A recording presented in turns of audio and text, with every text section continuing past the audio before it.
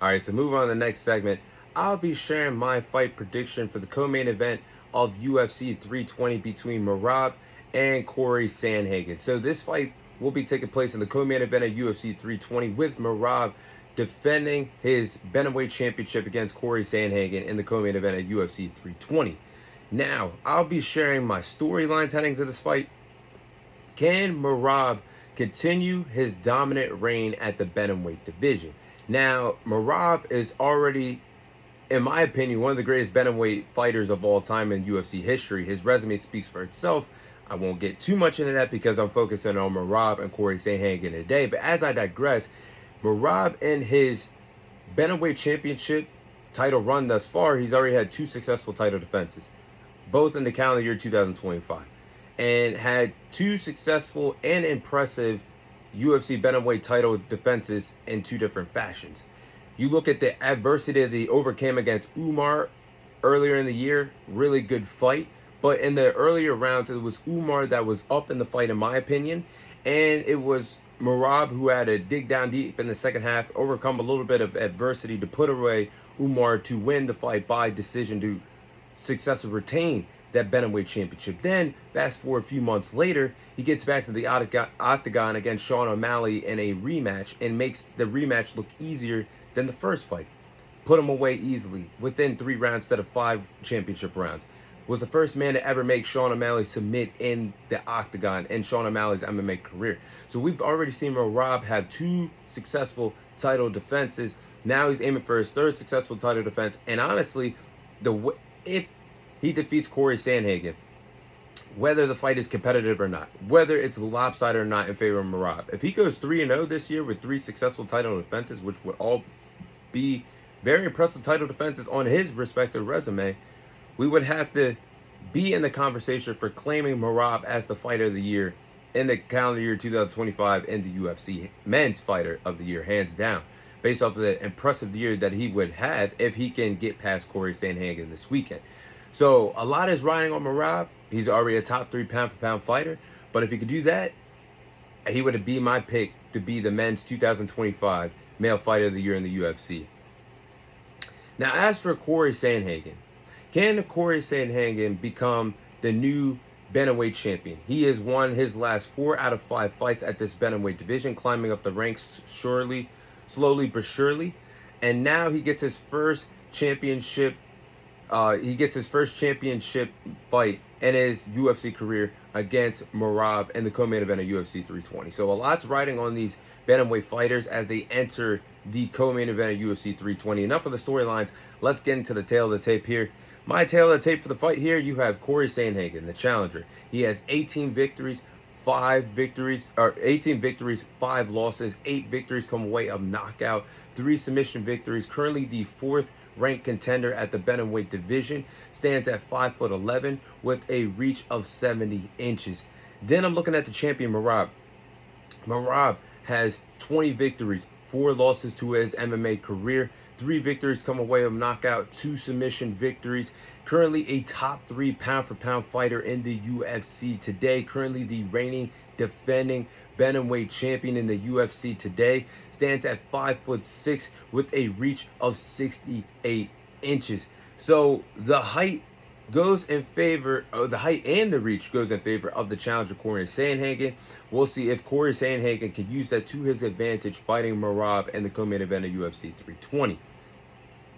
Now, the game plans I have for these fighters heading into this fight, if they want to walk out of Vegas with that coveted bantamweight championship, starting off with the challenger Cory Sandhagen. I think Cory Sandhagen needs to make the adjustments in between rounds. If he can make the adjustments in between rounds, he could be in good shape of possibly pulling up one of the biggest upsets of the year. And I think what makes Cory Sandhagen a good fighter already, that's something that has stood out to me, the adjustments in between rounds. He listens to his corner. He's very patient as the fight progresses. And I think this is what has made him a really good fighter in this bantamweight division already. And I think he has to adapt and adjust to what one of the best MMA fighters on the planet is going to give to him in 5 championship rounds of the co-main event of UFC 320. So he has to use his MMA IQ because Merab is going to throw everything and the kitchen sink at him in this fight. Next, I think Cory Sandhagen needs to mix in the striking. Cory Sandhagen is a good striker. 8 victories come away of knockout in his MMA career. And I've seen the fact that Merab is not the prettiest or polished striker. I think that's pretty honest from the tape and the fights that the world has seen of Merab. He's just an overall good fighter, a great fighter. But I've seen in the past that Umar has landed some strikes on Merab. I've seen Umar has got some better part of striking exchanges on Merab. We've seen that when those two respective fighters fought earlier in the year. And I think he has to throw Merab off his game plan, off his rhythm, off his balance if the fight is kept standing. I think Cory Sandhagen has to do that if he has a chance, if he believes he has a chance to take that bantamweight championship away from Merab. So I think he should mix in his striking abilities, try to win the striking exchange. It's not impossible, but if he could do it, and I think this is his biggest path to victory out of the game plans that I have for him to follow in this fight against Merab. And last but not least, he's got to be alert defensively, stuffing the takedowns. Everybody knows Merab is coming to take you down. Merab, if Cory Sandhagen cannot stuff the takedowns against Merab, it's going to be a long night in the office inside that octagon for Cory Sandhagen in this bantamweight championship fight. And it could break his confidence as the fight goes on. But he has to stuff the takedowns. He has to be alert defensively. He has to be alert on the ground defensively and make Merab beat him with the fight standing on his feet rather than the fight going to the ground. But if Cory Sandhagen can follow those game plans, he could be in line to winning, for himself to win the bantamweight championship against Merab in the main event, a co-main event at UFC 320. Now for Merab, game plans for him, he should wear down Cory Sandhagen. Now, truth be told, Merab probably has the best cardiovascular endurance in the UFC across all rosters, men and women's rosters and weight classes. Merab's cardiovascular endurance is top notch. And I think he should take Cory Sandhagen to the deep waters, the deep championship rounds, and drown him. Cory Sandhagen, this is his first championship fight in his UFC career. Merab has already been on the big stages before, and he's looking to continue to build his legacy as one of the best bantamweight fighters of all time. I think one of the things that could break Cory Sandhagen mentally and eventually physically as the fight goes on, cardiovascular endurance. Break him down, break his will, take him to the deep championship rounds, drown him, and use your experience to your advantage. Next, I think Merab has to be relentless in his wrestling approach. If he could do that, he could be in the driver's seat to winning this fight. Already, Merab has scored the most takedowns in UFC history with a total of 97 takedowns. 97 takedowns. He has to wear down Cory Sandhagen, landing takedowns. If you land the takedowns, that could open the door for some ground and pound on the ground, land some strikes on the ground, and mount control, side control, get in control, gain some ground control time, shoot for submissions to wear down Cory Sandhagen. I think if you do that, this could be all Merab's world in this fight against Cory Sandhagen. And last but not least, I think high volume striking is going to be very important, very pivotal for Merab in this fight against Cory Sandhagen. Because in my opinion, Cory Sandhagen's best path to victory is in the striking department.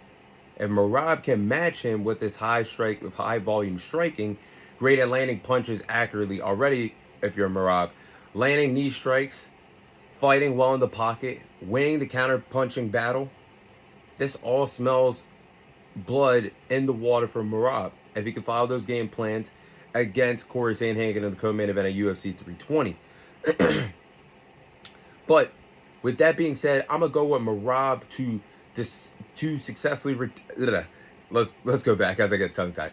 I'm gonna go with Merab to defeat Cory Sandhagen by submission in the co-main event of UFC 320 to successfully retain his bantamweight title. I think Merab is going to make this fight look easy. It could be competitive early on, but as the fight goes on, it's all Merab's world. And I think he's going to make the fight look easy as the rounds go on, as long as the fight lasts. And I think Merab's style is insane with his insane wrestling, his insane cardiovascular endurance. Again, I think he has the best cardiovascular endurance across the men and women's divisions, across any weight classes on the UFC roster today. And I think he's going to take Cory Sandhagen to the deep waters and drown him in these 5 championship rounds. And he already has the experience over Cory Sandhagen. I just touched up on it. This is Cory Sandhagen's first dance for a championship fight in his UFC career. I think Merab's going to have success landing the takedowns. He's already landed the most takedowns in UFC history, damn it, with 97 takedowns and counting. And he's going to have his way, gaining ground control time. And I think if Merab can land the takedowns, I think he can go land some ground and pound punches on the ground, have his way in the mount control and side mount control. I think he's going to break Cory Sandhagen's will. And if he can take him to the ground, he's going to try to shoot for some submissions. And I think eventually he's going to wear down Cory Sandhagen, get the submission victory. And Merab's going to go 3-0 this year with 3 successful title defenses. My pick is going to be Merab to defeat Cory Sandhagen by submission to successfully retain his bantamweight championship at the co-main event of UFC 320.